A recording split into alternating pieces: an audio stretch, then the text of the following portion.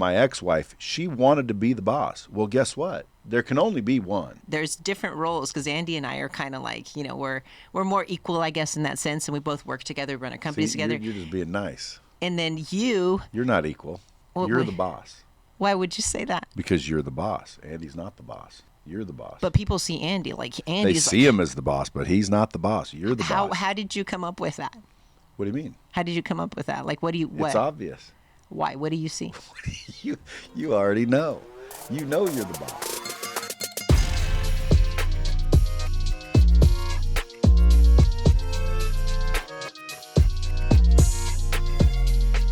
Welcome to the Jacqueline Elliott Show. Today we have a very special guest.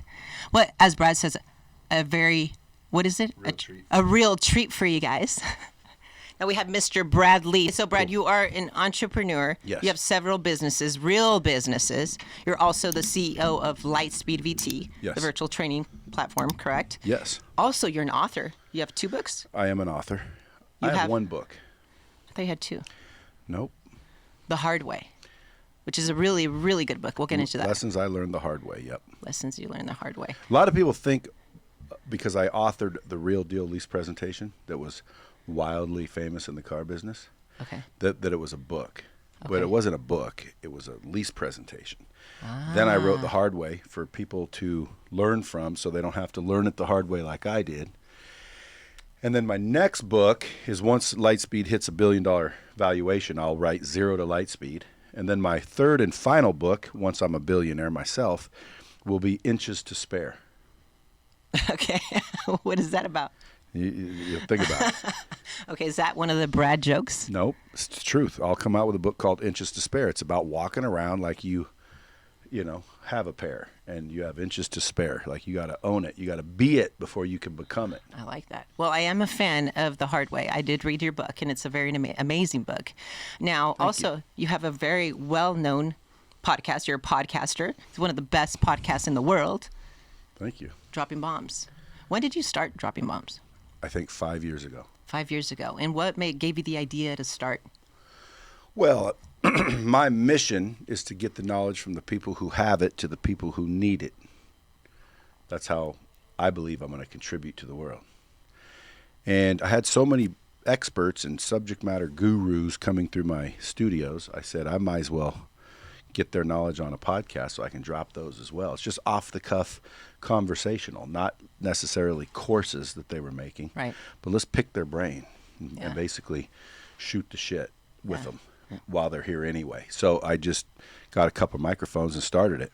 Kind of by accident, I guess you should say. Well, there was intention, but I didn't know it was going to be so popular. But what's funny is a lot of people told me not to do it because everyone has a podcast, and they still say that. Like, tell someone you're going to start a podcast. You know what they say? Yeah. Well, good luck. Oh, dude, everybody's got one. Yeah. First of all, everyone doesn't have one. Number 2, you're not everybody.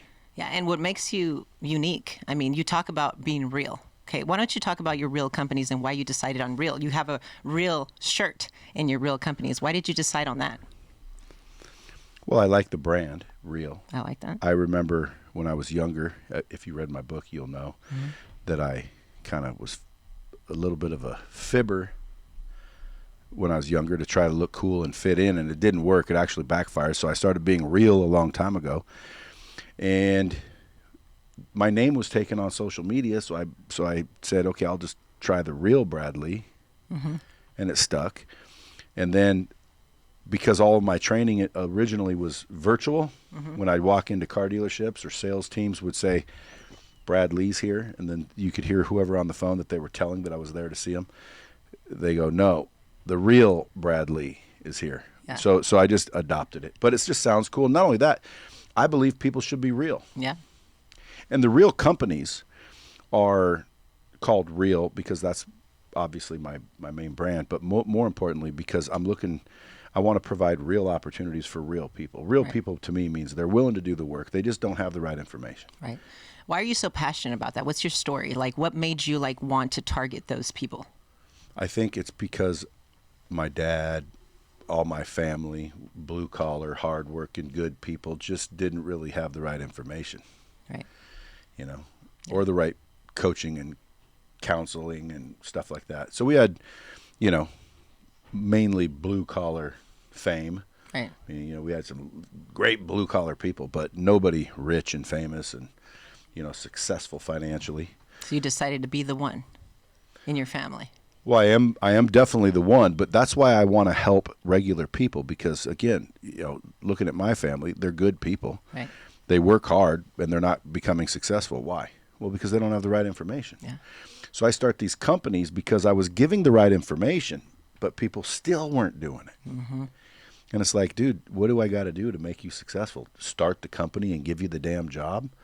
And they're like, yeah. So I'm like, okay, well, let me start these companies where I can put these people and give them jobs to where now I can teach them, I can train them, I can coach them, I can bring in all the network of experts that I have, that I know, and even give them the job. That's awesome. That's really cool. Now, why the rhino? I know you're have rhinos all over your office, and there's the story behind the rhino. What is it that resonated with Brad? Well, I believe, you know, ultimately it's because I see them and they're unstoppable. Now, some people have pointed out that, you know, you can stop one if you really need to. There's poachers stopping them. But I'm talking about, you know, everyday life. A rhino is not something you want to get in front of. It's not something that, you know, you want to challenge. A rhino usually bulls its way through. So ultimately, I just identified it as unstoppable. And you talk about the rhino skin as well. What do you need it in, as far as business goes? How does that relate with having rhino skin, or what have you had to develop? Well, like you, I was kind of cut from the car business. So in the car business, you have to develop thick skin. Oh, yeah. So I developed the thickest of skin in the car business, and a rhino has thick skin. You know, it's like a tank. Right. Very difficult to penetrate the skin. So ultimately, if you look at it, it's almost like the closest thing to something prehistoric and tank-like. Like, just look at a rhino, and then what other animals like that? Yeah, you're right. None. Closest thing might be an elephant. Those are pretty badass animals, too. Yeah. You know they have sex hormones in their feet, elephants? I did not know that. They do. Wow, on their feet, huh? Yeah, if they step on you, you're fucked. That's one of the things that we love about you, Brad. You have that charisma. Going into charisma, so you have a lot of young people like in their 20s or young 30s. Now, you're not in your 20s or young 30s anymore, but you do have that charisma and charm you have that audience. Most of your audience, from what I see, are these young guys. Why do you think you have that? Like, what is it that's about your charisma that keeps these people engaged, especially the younger ones? I don't know. I think it might be authenticity. The fact that I'm willing to tell the truth and not sugarcoat. You know, people nowadays are craving real people. Okay. No pun intended. Can I ask you some deep questions? Are you okay with that? I'd love it. Okay, so here. Get it. With your charisma, obviously, you know, you've been married before, you have children, and now you're married to Melissa, and you have beautiful children. You know, we're really close to them. Our kids play with them and all that. But because of that charisma and that way that you were, is that a way that you were able to attract a young girl like Melissa when you did, or what do you think it was? No. No? Melissa likes older men, first of all. Okay. And I attract young girls probably. I mean, I don't know that I do. Do I? I don't know. Melissa happens to be young, but quite frankly, mentally, she's old. I can see that. Yeah, she's like an old soul, don't you think? She is an old soul. You don't like when I met her, she was young. Now she's not young. She's 36. She's getting like she's still young, Brad. For a woman 35 and up is, you know, pretty much ancient. No, it's not. I'm young. very old then. Yeah, but you and Melissa are ancient now. But at the end of the day, you don't look ancient. That's good. Yeah. But the point is when I met her, she was 21, right. and I was 40. And I wouldn't be dating a 21-year-old at 40 years old. I might be doing a 21-year-old, but I wouldn't be dating one, meaning actually taking it seriously. So I had already been married. I didn't want to get married. I was just thinking, listen, I'm just going to go have fun. And we had mutual friends, and they kind of told me to stop by at a restaurant, and they told her to stop by at a restaurant, and we didn't know we were meeting each other. And I met her, and she was like not young, although she was young. Right. And I just said, you know, man, this girl's cool. And so I started hanging out with her. She's pretty freaking cool. She's cool, and she was laid back, and she was chill, and she didn't argue, and she, it was like refreshing. So you weren't used to that? Well, definitely not from a young one. Okay. So usually they have to be a little more mature and start to, grow up a little before they start, acting normal. Right. Like, girls' nights out and crazy fights and drama. And yeah. Especially if she was 21, right? Yeah, I mean, that's the age where you... She wasn't doing any of it. Yeah. She didn't do any of that. She had good parents too, right? She had great parents. So I didn't want to get married, but, since she was so cool and she was so great, I said, okay, I'll get married one more time. Worst case scenario, I get divorced. No biggie. I've already done that once. Before. Yeah, so I can't say, I've only been married once. So now I might as well be married 100 times for that matter. But it's either once or who cares? Right. So to me, I thought, I'll give it a shot. And, she's cool. But the fact that she was young is my point. If she would have been a normal 21-year-old girl, yeah, I wouldn't have done that because she wouldn't have acted the same. She acts older than I do. Yeah, I see that. Yeah, for sure. So how do I attract young girls? I think I attract mature girls.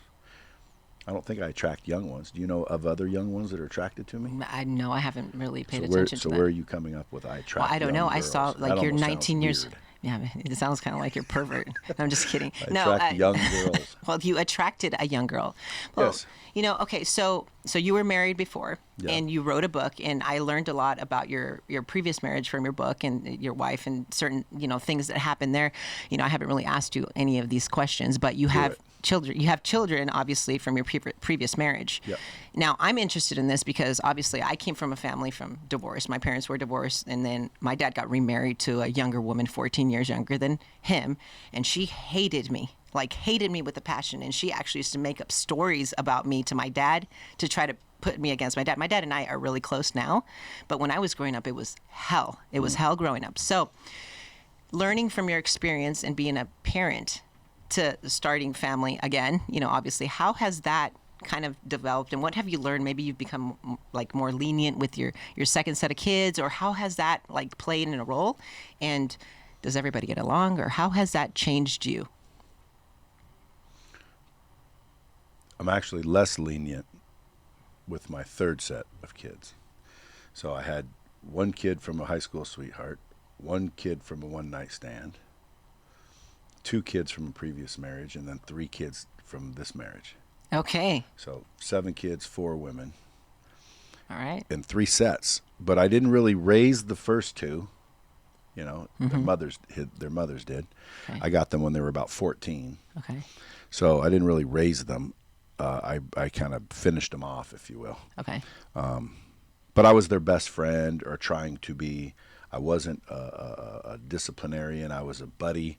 I introduced them to rap music and whatever I thought was cool and that they would think was cool, and that wasn't too bright. You're trying to win them over. Yep. And then my first marriage kids, everything I tried to do, the mother kind of tried to do it her way. Mm-hmm. So we were at odds. So I kind of let her be the boss when they were with her, and I was the boss when they were with me. And we kind of did a mixture of less lenient, but not quite parenting. Right. More friendish. Mm-hmm. And thankfully they turned out good. Good. And then the 3 now, I'm less friendish.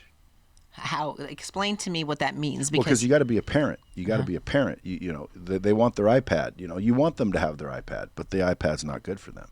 So you try to make them eat well and, do things that are going to turn them into productive, kind individuals, not little brats. Right. And again, it's tough because Melissa's new as a parent, and she wants to do what I used to do, right, which is give them everything they want and everything they need. Why? Because we love them and we want them happy. But the problem is you can turn your kids into little entitled brats. True. And then society doesn't like them, and they don't get along well with others, and they cry and they get depressed, and then the next thing you know, they're talking about suicide and crap. Like, you're like, what the hell is wrong with you? And you can't handle them, and ultimately you don't like them, and you don't want to do that. You want to be a parent and not allow your children to do shit that would cause you not to like them. Does that make sense? Yeah. Yeah. I mean, you have to be that person. I tell my kids all the time, like, I tell them, hey, I love you and I kind of want you to be happy, but I don't care that you're not happy. I need you to be safe and I need you to be a good person. And sometimes you're going to hate me. And that's totally cool because my job is not to be your best friend. Like, I want you to be able to confide in me and tell me your problems. And I'm going to correct you because I'm your mother above all things. And keeping you safe is more important. Making sure that you turn into a good human being is important. So yeah, it does make sense to me. But yeah, and challenge helps them. Yeah, you know, of course. it helps them develop and grow and figure things out on their own. You know, my dad was like too much the other way. It was almost too much. Like I was just kind of, they made sure I didn't die. They made sure I had food and clothes and, you know, but that was kind of it. There was no parenting. There was no, let me teach you something, son. Yeah. And if it was a belt that was teaching me not to do whatever I did. But do you feel like those experiences of them being very hard on you then made you more adaptable? I think them allowing me to figure it out for myself made me a survivor and resourceful. And I think that's the true attribute that makes one successful.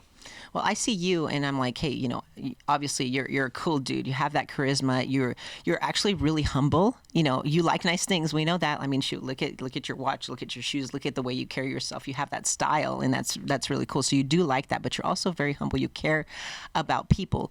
But you've had a story. Like, you've been through some stuff that I know some about. Obviously, I don't know everything about you, but I know that you were homeless for a while, right? And all of that. How? And you say, dude, I love that. I was having more fun than ever.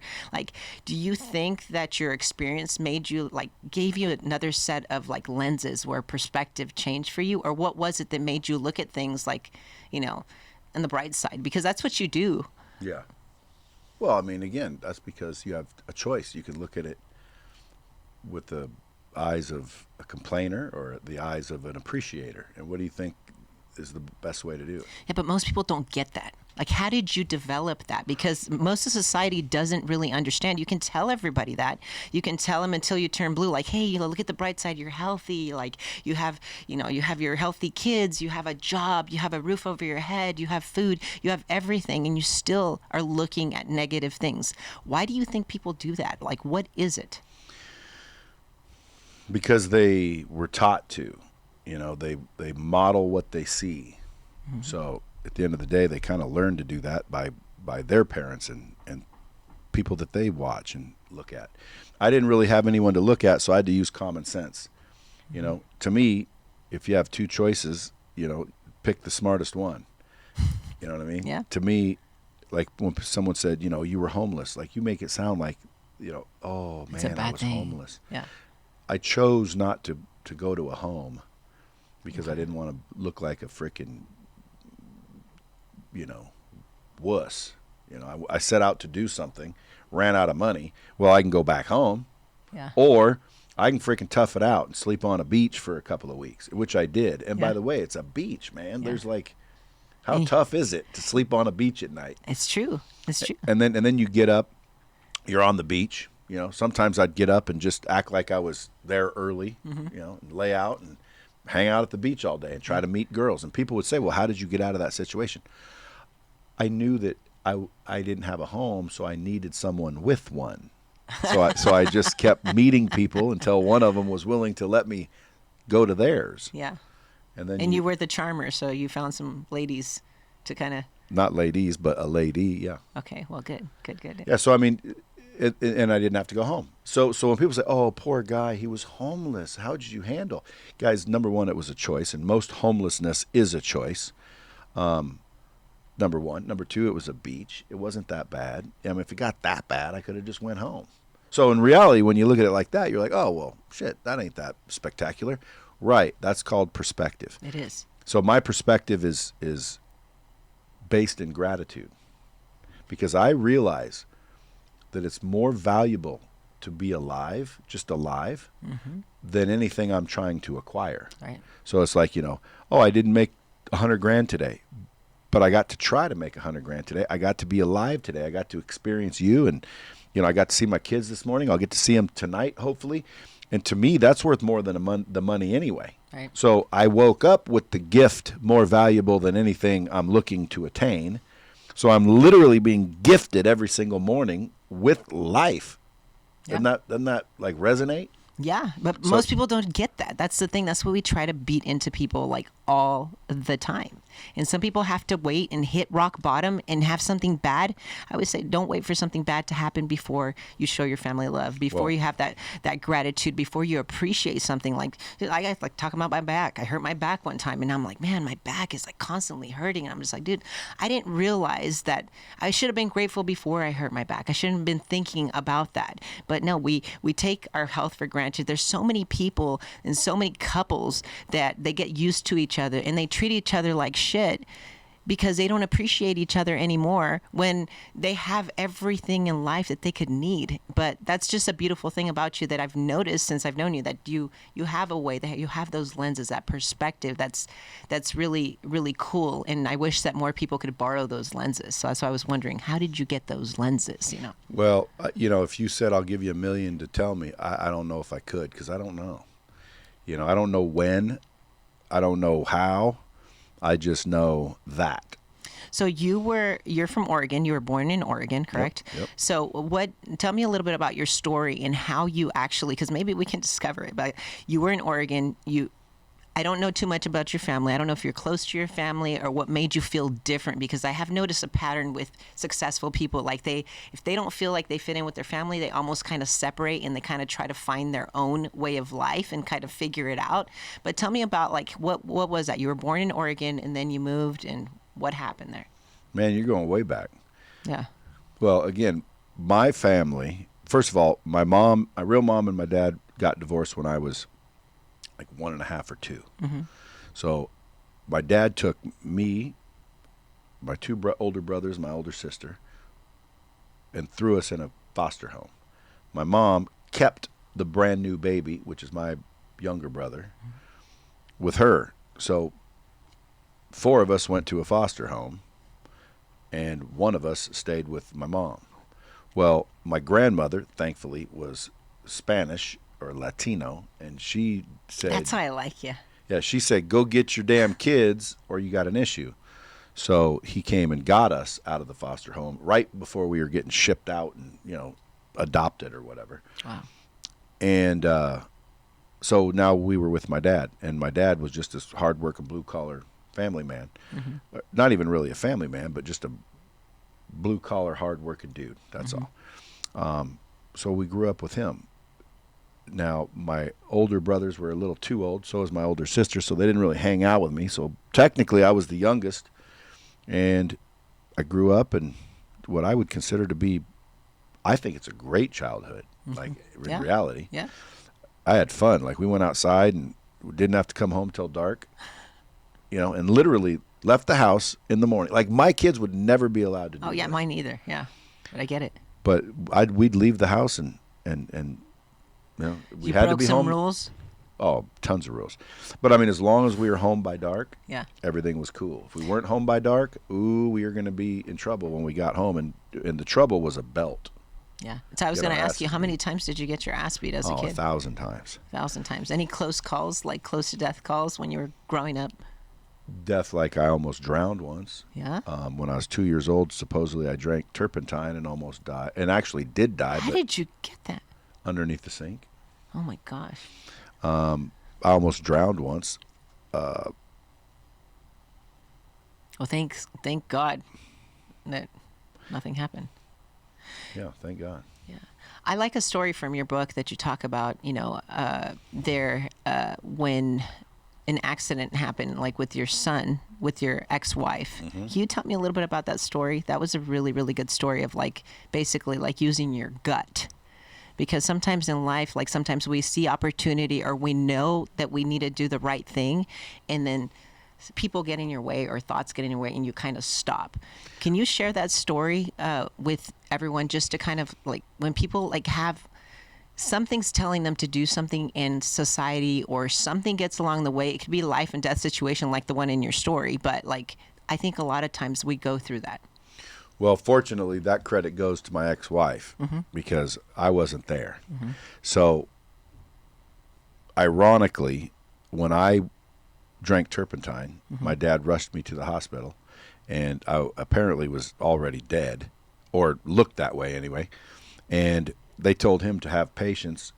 They'll get a doctor, and just sit down. They thought he was holding a dead little kid, and or dead baby, and so he got pissed and started yelling and throwing a fit to have someone be seen right now. And so they came out to see what the big fuss was about, and found this guy holding his baby, and ended up bringing me back to life. Well, my son was dropped from a faulty baby carrier, like a car seat / baby carrier. And so my wife at the time dropped him on his head. Well, there was no cut. He wasn't crying. Ironically, he was about the same age, maybe even younger. There was no cut. He wasn't crying. She picked him up, and he was fine.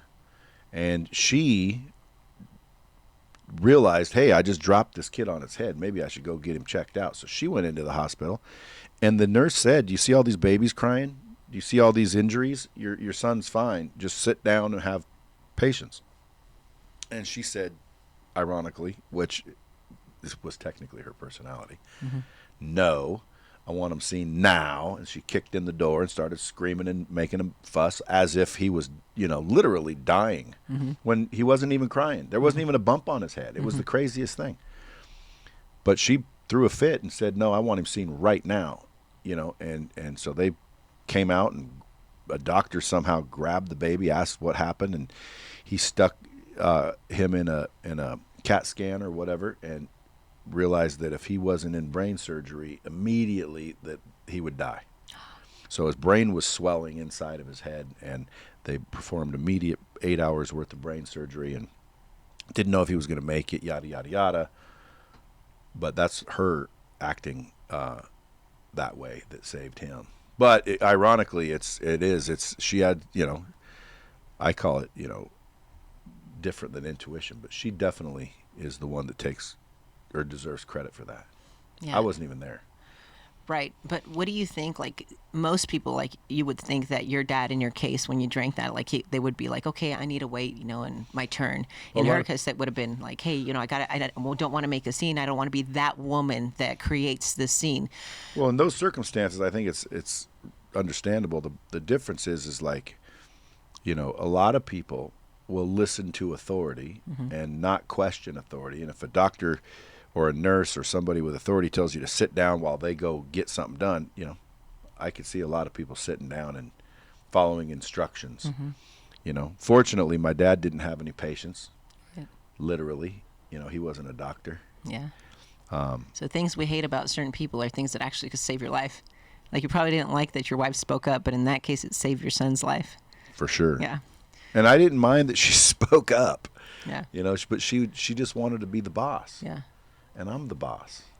Why don't you elaborate on that? How does that work? Because, obviously, like, we're very good friends with you and Melissa, and we get along great. And I love Melissa and you and the kids, and we kind of parent kind of the same way, I guess I would say. Like, you're very similar in the way we parent our children, and like you can get onto our kids, and we're like, "Hey, totally cool. Like, we totally respect that." And I believe, like, if your child's doing something, like, you probably trust me to tell them, "Hey, don't jump off of that. They're fine." But, like, there's different roles, because Andy and I are kind of like, we're more equal, I guess, in that sense, and we both work together, run our companies together. You're just being nice. And then you're not equal. You're the boss. Why would you say that? Because you're the boss. Andy's not the boss.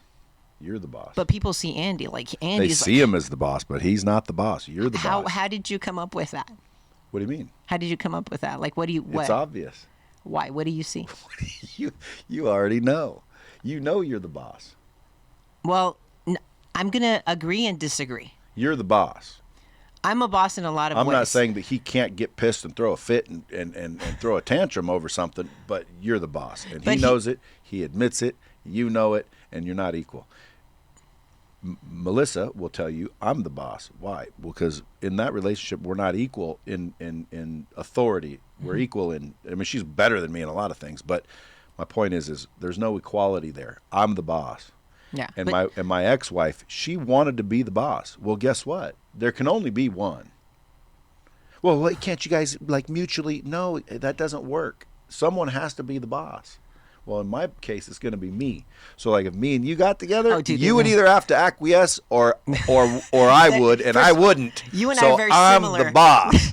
You and I are very similar. That Yeah, would never. Andy's nicer than me. He's like, He's okay, nicer. whatever you say, honey.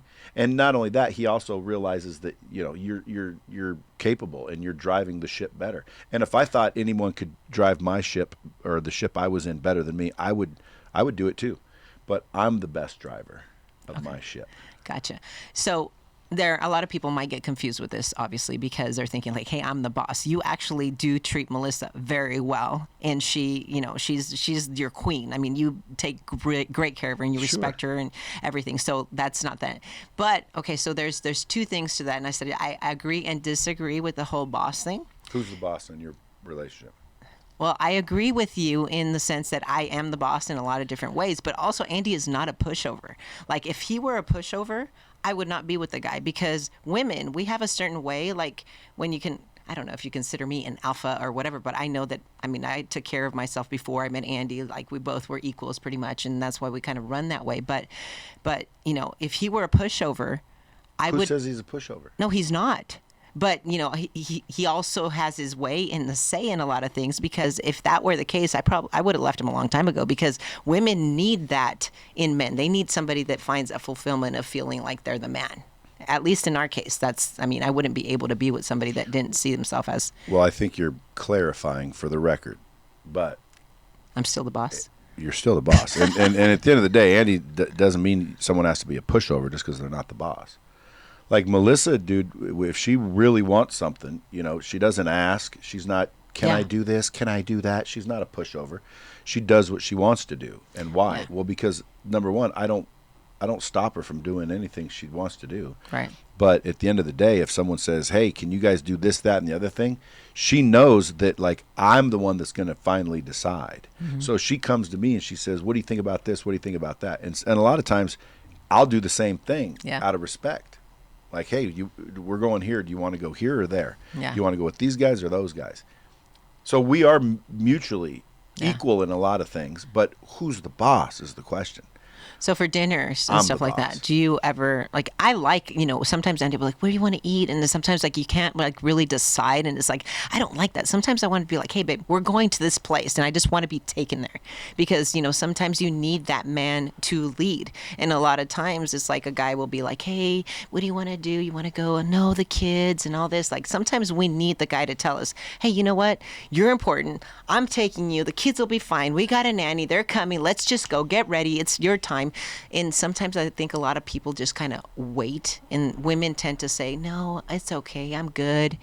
We need that leading from a man. I need it. I crave it. Like, I want somebody to tell me sometimes, no, we're doing this, and contradict me sometimes, challenge me, because that's what keeps the relationship alive. I like that kind of stuff. So that's called masculinity. I like the masculinity for sure. And Andy has that, even though, he does check with me. And I think the reason why we kind of have this dynamic is because sometimes, we made stupid decisions without each other. So we, two brains in our case is better than one, or maybe we each have half a brain and we just make one together. Who knows? But we need each other. So that's how it works. Yeah. Well, just for the listeners, it's not bad not to be the boss, and it's not, a bad thing to be the boss. And there's a lot of people, when I say I'm the boss, they're going to cringe and, oh, who does he think he is? There's no such thing. It's like, come on, guys, relax. Someone has to have the roles. They're just roles, right? I'm a traditional guy. There's a man and there's a woman, and the woman, if you ask me, is the one that, like, is the boss of the children. Why? Well, because she's the mother. Yeah. She should be the boss of the children, but the man is obviously the boss of the family. Right. So if you have a good leader or boss, again, those are interchangeable. If you have a good leader, leaders know how to allow other people to play their role and do their thing. Exactly. And it works well. But sometimes when Melissa says, where do you want to eat? I say, I don't care. Yeah. And I don't say, I don't know. What do you want to eat? I say, why'd you have to make the pussy face? Well, because that's what some guys do. That's what some guys do. When you were talking about, sometimes we want someone to take control. Yeah. Sometimes I don't know either, but I don't say, I don't know. Yeah. I say, I don't care. Yeah. You pick. And then if she says one time, well, I don't know, what do you want? That means Pick something. Otherwise, it's going to go back and forth and then as soon as you pick something, she says no. Okay, fine. Taco Bell. She goes, no. Taco Bell. I When do never you say eat Taco Bell? I'm never say Taco Bell. I just use that. I think Taco Bell's disgusting now. Yeah. Yeah. I used to love Taco Bell. Yeah. But I don't eat fast food shit When anymore. did you decide it was disgusting? What has happened throughout your fitness journey or your, your health? Well, it just seemed like back in the day, everything was better. The ingredients have changed. The ingredients have changed. I think things have changed. Mm-hmm. I used to like McDonald's. Now, I wouldn't eat McDonald's if you paid me. Do you think it's because you make more money now and you actually have better quality food and other experiences, or do you just think that it's just changed in general, like the quality? I think the quality of food has changed over the years of fast food. Mm-hmm. I've been at restaurants when they've opened and they were great in the beginning, and then they just went downhill. Yeah. And why? Well, because they got popular, they started making money, corporate comes in, and they start to say, well, why are we spending all this money on this? And why are we spending all this money on that? Yeah. And let's save here and let's save there. And, you can use this meat from this supplier and save half. And all this next thing the food's not as good. Exactly. But the popularity still remains for some reason. Like, look at McDonald's. Yeah. They're still popular. And people know that food is straight garbage. Yeah. There's no nutritional value whatsoever in the food. No, but people are in lines and lines and lines to get it. Not me. Yeah. And I don't go to Taco Bell for the same reason. It seems like back in the day, man, there was fresh cheese. The meat was meat. Now it looks like paste almost. It's true. Yeah. You ever broke it open and looked now? Yeah. Well, we don't really eat that, but I know what you're talking about. And not to mention, I do have more means now, so I can order better stuff. Right. So, Brad, you have this, you've gone through your journey has gone through a lot of different ups and downs and turns and all this other stuff. But one of the things that's pretty cool that I know maybe a lot of people don't know is that you're actually like a pretty good comedian. We've talked about this before. Like if you had your own, say show and you started something, what would you do with it? Like what would be your dream performance, I would say? You're really good at telling jokes. Like one of the times when we went to an event in Florida, one time I was laughing so hard in the car that my stomach, my abs were sore for days. I was rolling. Like how did you get that, It's not that it's the charisma, you're witty when it comes to that. It might be wit, yeah. I don't know if I'm a comic. You're a comic? No, I don't think I'm a comic, no. You can have your own comedy show. No, I can't. I'm not a comedian. A comedian is an artist. And you don't think you have that? I think I have yes. I think if I wanted to be that, I could. But I'm not a comedian. I think I am witty and I make, witty observations. And you have sometimes very vulgar jokes. And I'm not afraid to say things. And Why don't you tell us a joke? No, and I have good timing. I have good timing. Yeah. So people do say I'm funny, and when I go on stages, people laugh. But I think they laugh because most people are afraid to say the things I'm talking about. Okay. Yeah. So you're just real, and you say what you think. You say what's on your mind. Yeah. And everyone should. But they have allodoxophobia. They're worried about everyone else's opinion. I'm not worried about it. That's a great word. You taught me and Andy that word, and we think about it all the time. Now, a lot of people don't know exactly what it means. It's the fear of what others think, right? Yeah. So when did you learn that?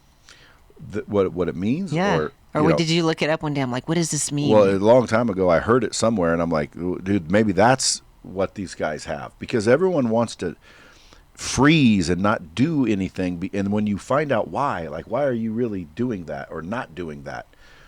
Their answer is, well, because my mom will think I'm stupid, or because my ex is going to think this. And all of these reasons they're not winning and they're not choosing to win is because of the fear of somebody else's opinion. Right. And it's like, dude, that is amazing how someone else's opinion is controlling you when in reality you control you. Yeah.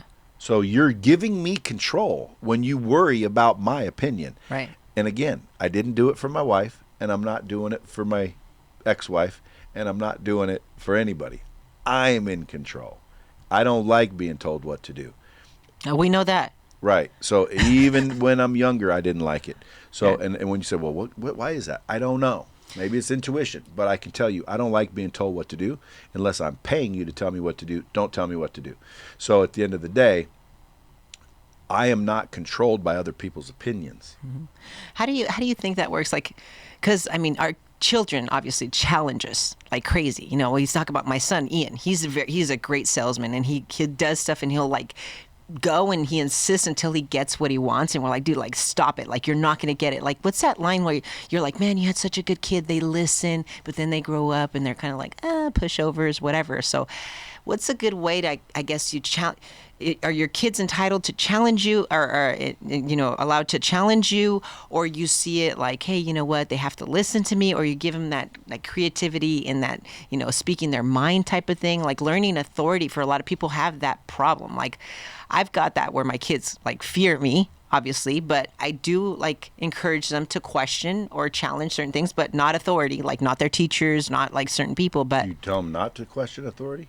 I tell them not. Well, they do question when it comes to doing the right thing. But if the teacher is telling my son Ian, hey, I need you to show your math problem and I need you to show your work because I want to see where you make mistakes, and he's like, well, I already know the answer. I don't think I should. She's like, but this is part of your assignment. You need to show your work because I want to see how your brain is processing this whole, you know, problem that we're solving. And then he questions like, but I already know the answer. Why can't I? And he's trying to take a shortcut, and he's challenging that. I'm like, dude, do your freaking work. Like, she's asking you to do it. You don't question her, type of thing.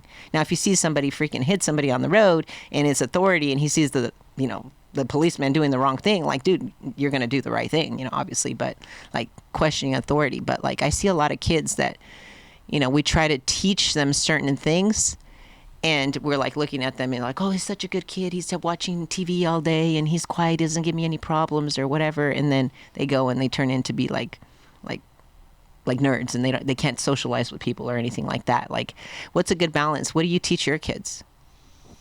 It just depends on the situation. Okay, give me an example. You know, well, I teach them to think for themselves. I teach them to figure it out. But I also teach them that they don't get to decide when it comes to certain things. What if they're right? What do you mean? Like, let's just say you and Melissa are arguing about something, right? And you tell them, hey, I don't think you should do that. And they have an actual valid point. Then I change my mind and I say, good job. Well, they're learning to negotiate. There's nothing wrong with teaching your kids how to sell, communicate, negotiate, and get their way. But at the end of the day, you know, I have to see the situation that you're referring to, because in my mind, there's one rule you gotta do with your kids, and most parents don't. What is it? Do what you say you're gonna do. That is true. So if you say, you know, you keep doing that, I'm gonna take away your iPad or whatever, and then they keep doing it and you don't, you're screwing up your kid for life. Right. So you threaten your kid, you follow through with that threat. Period. End of conversation. You say, if you do this, and you don't have to be mad about it. I see a lot of parents get mad. Right. You know, like Melissa, she's so nice. She basically gets run over by them to a point where if they like push her too far, now she's mad, and now she has to yell about it. And then I tell her, I'm like, babe, you don't have to yell to be firm. Yeah. You don't have to yell at all. As a matter of fact, you shouldn't. You know, shouldn't have to get to that point. But they push her and push her and push her. She bends over backwards and helps them and helps them and helps them and gives them everything they're asking for. Well, again, I'm working. I'm not there to stop it. So when I get home, all of a sudden she snaps about something, and then she'll tell me, yeah, but all day long they were doing this. And I'm like, babe, to solve that. Do they try to put you guys together? Like... Well, they will go to her mostly, and then they go to me when she says no, and then I will tell them, you know, she already said no, unless of course she's saying no because she's frustrated, and then I'll say, well, then here's how you close her. Ah, so you're teaching them those closing skills. To how to close her, because again, she said no, I can't go against her. Yeah, no, you can't. So I back her, but I give them the secret to go get her to change her mind, because, you know, in reality, why is she saying no? Well, she's saying no out of frustration. She's not saying no because there's a legitimate reason to say no in certain cases. But again, the rule I would tell people, if you want the bomb to drop, or let's drop the valuable bomb. lesson. We're gonna have to get a bomb on this one, huh? Well, the people that understand what I'm talking about will agree, but do what you say you're going to do. If you threaten your kid, follow through. Don't ever not follow through. Also, like with your kids, I mean, that's a great example, but a lot of people in general, I mean, in their marriages, they say they're going to do something and they don't do it, or they make false promises on new commitments. The new year starts, I'm going to stop doing this, I'm going to stop drinking, or I'm going to start coming to bed, earlier. I'm going to spend, I'm going to spend time with my family. I'm going to have dinners at home, or I'm going to do this, and then they don't do it. They don't follow through. It doesn't. It doesn't. So times that by 10 with your kids when you threaten them and don't follow through. Yeah, or even in business, with your employees. You're just like, hey, if you're late again, I'm going to fire you. And then freaking they're late again. And then, but they had a good answer. And you don't. And then you keep getting run over. It's the that's why rules you of life. Also think before you talk and threaten. Don't threaten. Like, I'll fire you if you're late again. Well, what you should have said is, hey, if you're late again without a good reason, we're going to have to let you go. Mm-hmm. Then the next time they're late, they had a good reason. Well, you don't have to let them go. You didn't threaten that. Yeah. But people get angry and they get pushed, and eventually they snap, and they're saying things with emotion, and that's where they get in trouble. So how do But when it comes to kids, yeah, you tell the kid, and I've seen it a million times. I said no. Don't ask me again, or you're going to be grounded. And then they ask 20 more times, and they're not grounded. That's true. It happens all the time. It happens to the best of us. You threaten your kid, follow through with that threat. True. Make sure that they know if you say it, you mean it, even if it hurts, even if it screws up your plans. I've seen parents like, if you don't do that, Melissa did it one time. If you don't do that, we're not going to Disneyland. Well, unfortunately, my wife likes Disneyland better than my kids do. So literally, she's threatening, and I know for a fact we're going to Disneyland. Yeah, you already have the tickets. You have everything bought. We're You're going. Not canceling She's shit. threatening, and so I pulled her aside. I said, "Babe, you can't do that because that means we can't go to Disneyland." So the point is like, even if it's a case like that where, dude, it just screwed up your whole freaking vacation. Yeah. You're gonna follow through with everything you threaten your kid with. Every time you lay a consequence down, own it and keep it. That's true. And never, ever fail to deliver it. That is true. That is so true. And I think, everybody knows that, but we don't do that. No, we don't hard. do that. It's Definitely. really, really hard. So what is Brad Lea? I mean, we're getting close to the end of this, but what is Brad Lea's plan? Like, what is it? Now you have your business, and you grew Lightspeed, and you do have all these other businesses that you've started. Like, what do you, and we talk about like work ethic and, how you've gone through the transition in the build and everything that you have going on. What do you see in the next 5 years? Like, are you planning on building a whole bunch more stuff? Are you planning on chilling, taking bringing your family and going on more vacations? Like, what does it look like? What can we expect out of Brad in the next 5 years? I've realized in the last 3 to 4 that I need to focus on the few that I have and build them deep and high, rather than a bunch of distractions. So I'm probably going to keep focused on the ones that I've already started for the next 3 to 5 years, get them in their value extreme, and then I'm going to sell them all in some form or capacity, do an exit, and then I will only buy companies from that point forward. I will never start one again. And if anybody's thinking about starting one, I would question your thinking, because it's easier to buy them than build them. Oh, it's a bitch to build them. We know that. Yeah, I'm going to just buy them from that point forward. So what does Brad do when he has all these businesses sold? Does he go cruise on cruises and go, just discover the world with his kids? What does he do? I go and I hang with you and Andy and people that we like. We'll hang out, enjoy life, and, share knowledge. Okay. What's your favorite vacation spot? That's a tough one. one. Well, I like sun and warmth. Okay, so beaches. I don't do snow and skiing and stupid, Aspen trips. And if I do, it's, a couple days in the snow and I'm good. So I'm the same exact way. I like beaches. I like tropical locations. But I also like Rome. I think Rome's probably my favorite city that I've been to. Amsterdam was unbelievable. I like traveling around. I want to go to the south of France. I want to go to, northern Italy. I want to travel.